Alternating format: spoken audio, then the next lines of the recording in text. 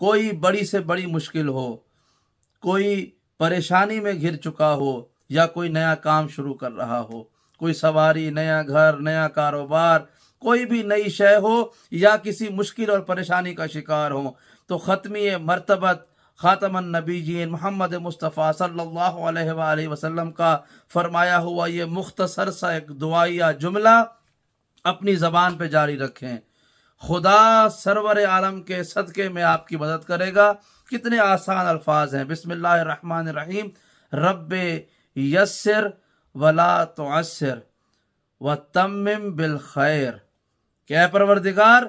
آسانی فرما اور مشکل نہ فرما، اور اس کا اختتام خیر کے ساتھ فرما۔ جو نبی رحمت پر یقین رکھتا ہے، اگر اس یقین کے ساتھ اس دعا کو مانگے گا، پریشانیاں بھی ختم ہوں گی، مشکلات بھی دور ہوں گی، اور نیا کام ہے اس میں بھی خیر و برکت ہوگی۔